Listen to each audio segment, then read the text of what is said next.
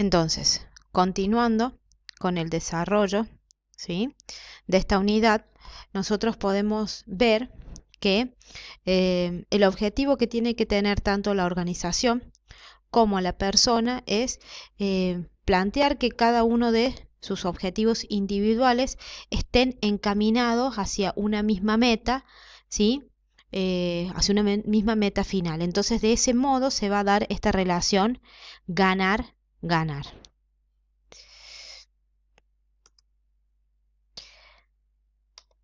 Bueno, ahora, a fin de poder ya relacionar lo que nosotros hemos visto, ¿sí?, del hombre como ser individual con sus características particulares que van a moldear su comportamiento, cómo nosotros o cómo la persona más bien se va a vincular a esa organización o a esa empresa a través de lo que es el trabajo.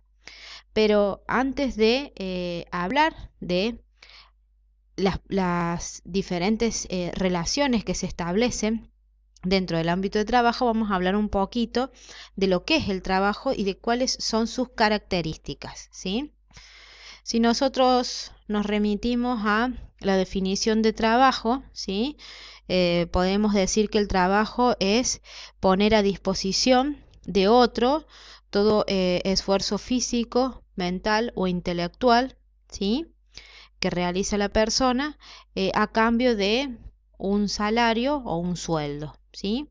En líneas generales, eso es lo que define, de hecho, la ley de contrato de trabajo, ¿sí? Pero nosotros sabemos que esa relación empresa-trabajador implica mucho más, ¿sí? Y es lo que nosotros vamos a ver a lo largo de la materia. Pero para tener en cuenta, ¿sí?, ciertos elementos o características que tiene esta actividad, podemos decir en primer lugar que es una actividad humana o privativa del hombre, ¿sí? Ya que el trabajo en sentido propio puede ser resultado de la acción de una persona, ¿sí? Las máquinas y los animales no trabajan. Nosotros solo en un sentido figurado le decimos que es el trabajo de un animal, de una maquinaria, ¿sí? La razón fundamental es que existe una diferencia esencial entre el trabajo que realiza una persona y el que realiza una máquina o un animal, ¿sí? Porque la persona trabaja de algún modo por una acción libre, ¿sí?, porque la persona quiere, en tanto que el trabajo de una máquina o de los animales resulta de, por ejemplo, en el caso de una máquina, de meras fuerzas materiales o de un automatismo. Y en el caso de un animal, por una cuestión instintiva o provocada, ¿sí? Entonces nosotros cuando acá nos referimos a trabajo hablamos de una actividad privativa del hombre, ¿sí? Podemos decir que es una actividad mixta, ¿sí? Porque todo trabajo en sí no es solo una actividad, sino que incluye también aspectos emocionales, ¿sí? ¿Por qué? Porque el hombre incluye en la realización de su trabajo afectos, emociones, sentimientos, ¿sí? Es una actividad con un fin, ¿sí? Porque en todo trabajo, ¿sí?, lo que más resalta es el fin que se percibe. Jamás vamos a poder decir que alguien trabaja sin ningún motivo, ¿sí? En todo caso, los objetivos o las metas pueden ser inmediatas o remotas, pero siempre van a existir. Es una actividad limitante, ¿sí? ¿Por qué es una actividad limitante? Porque el trabajo implica concentrar nuestras fuerzas intelectuales y físicas en una determinada actividad, ¿sí? Entonces, exige necesariamente dejar de colocarlas en otras actividades, como puede ser la diversión, el estudio o inclusive otros trabajos, ¿sí? Y esa actividad va a implicar un desgaste, ¿sí? Por eso es que hablamos de que dentro, y de hecho está contemplado en la ley, la persona tiene que tener una jornada de descanso entre una jornada laboral y otra, ¿sí? Es una actividad remunerativa o remunerada, ¿sí? Em, bueno, obviamente nosotros decíamos que el trabajo la persona lo va a hacer, el trabajo cuando nosotros vinculamos trabajador-empresa, em, a, por, a cambio de un salario o un sueldo, ¿sí?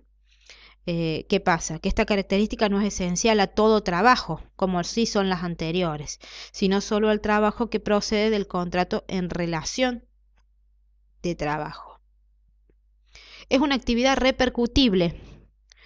¿Por qué? Porque exige una intensa concentración de nuestras fuerzas físicas y psíquicas. El trabajo repercute necesariamente en nuestra vida en general, causando alegría o tristeza y que nos ayuda o nos genera frustración o conflicto en nuestras actividades cotidianas, ¿sí? Es una actividad creativa, ¿sí? Porque en el trabajo siempre algo se va a transformar, algo va a mejorar su utilidad, algo va a aumentar de valor, ¿sí? Ah, siempre, todo trabajo va a generar una modificación de algo, ¿sí? Por ello va a ir incluido la creatividad de la persona que lo está realizando. Y me quedo decir que es una actividad necesaria desde el punto de vista de la economía dentro de una sociedad. La actividad del trabajo como en sí es necesaria, es fundamental más bien para el progreso y el desarrollo de las personas que forman parte de esa sociedad o comunidad. Ahora vamos a hablar un poquito de lo que es el sentido objetivo y subjetivo del trabajo, ¿sí?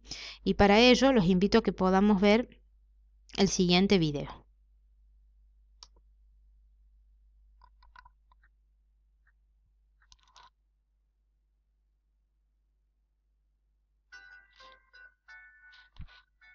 Estamos tan acostumbrados a considerar el trabajo humano solo como una variable económica que nos cuesta mucho entender su verdadero sentido.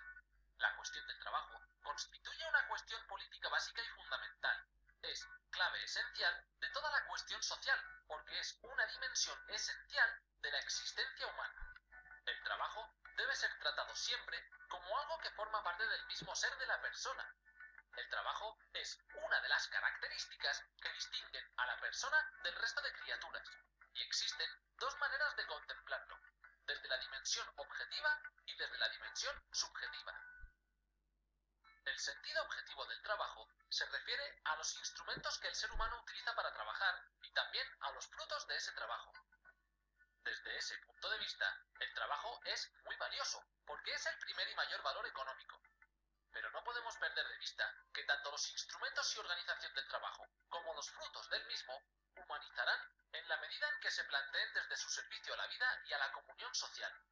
Las consecuencias, cuando alteramos el sentido original del trabajo, son muy graves. Donde no hay trabajo, falta dignidad. Mirado desde la dimensión objetiva, todo trabajo no tiene el mismo valor. Es más valioso el trabajo que responde más y mejor a las necesidades sociales básicas que el que no lo hace. Así como también es más valioso un trabajo bien hecho que un trabajo mal hecho. Por otro lado, nos encontramos con la dimensión subjetiva del trabajo.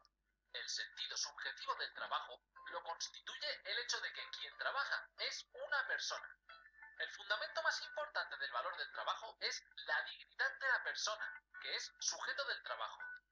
Así, para la doctrina social de la Iglesia, la dimensión objetiva del trabajo hay que contemplarla desde esta dimensión subjetiva, y es que quien realiza el trabajo es una persona y todo lo demás son cosas. Por eso, lo que se hace con el trabajo, se hace con la persona. El trabajo es mucho más que una necesidad de la economía, es una necesidad de la persona. Reconocer este valor ético del trabajo humano tiene consecuencias muy importantes. El trabajo debe estar en función de la persona y no la persona en función del trabajo. El trabajo es un bien de la persona porque mediante el trabajo la persona se realiza a sí misma. En el trabajo, la persona debe poder realizar su ser sujeto y protagonista, realizarse como persona. El trabajo no puede ser considerado y tratado como una mercancía, porque el trabajo no es un instrumento de la producción. El trabajo debe ser organizado siempre desde el respeto a la dignidad de la persona en el trabajo. Teniendo en cuenta todo lo anterior, la doctrina social de la Iglesia subraya que, simultáneamente, el trabajo tiene una dimensión personal, social y familiar. El trabajo es un valor personal. Es siempre la actividad de una persona que puede realizarse mediante su trabajo. En la organización del trabajo es fundamental que se reconozca y promueva el protagonismo de sujeto de la persona que trabaja. El trabajo es un valor social por el mero hecho de que la persona no es un individuo aislado. El trabajo es un ámbito básico del servicio a los demás con lo que el trabajo produce. Además, el trabajo es ámbito adecuado de intercambio de las distintas cualidades y capacidades de las personas, de encuentro entre personas, de relaciones humanas, etc. El trabajo es también un valor familiar. La doctrina social de la Iglesia subraya la importancia de este carácter del trabajo e insiste en que la familia y la vida familiar debe ser uno de los puntos de atención más importantes a la hora de determinar cómo debe ser el trabajo, de forma que éste posibilite, favorezca y no obstaculice la vida familiar. La subjetividad confiere al trabajo su peculiar dignidad, que impide considerarlo como una simple mercancía o un elemento impersonal de la organización productiva. El trabajo, independientemente de su mayor o menor valor objetivo, es expresión esencial de la persona.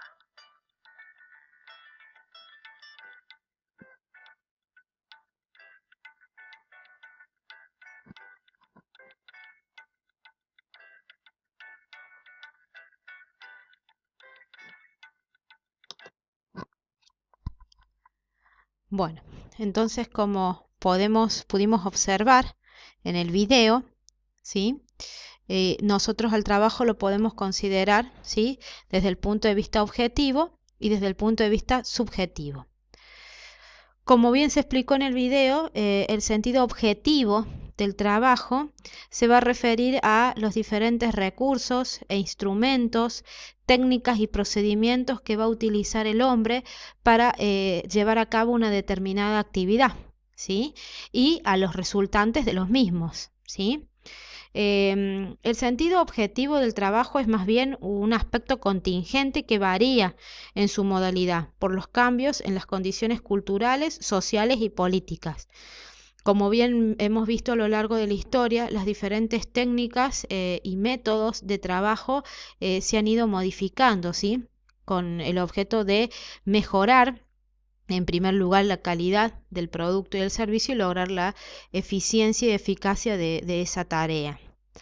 En tanto que el sentido subjetivo implica, ¿sí? Obviamente a la persona como tal, ¿sí? Es el actuar del hombre, capaz de realizar acciones, de someter, en este caso, a esas técnicas, a esas herramientas, a esos recursos, ¿sí? Y ese es el mayor valor, porque está incluida la dignidad de la persona. El sentido subjetivo es una dimensión estable, ¿sí? Tiende a ser permanente. No depende de lo que el hombre realiza, sino de su dignidad. Es decir, no está, el sentido subjetivo no cambia con el tiempo, ¿sí? Porque están incluidos sus valores, sus creencias, sus actitudes. Por eso es tan importante. Por último, tenemos lo que son los cambios en la organización, ¿sí? Que es algo fundamental, ¿sí? Que nosotros lo vamos a ver.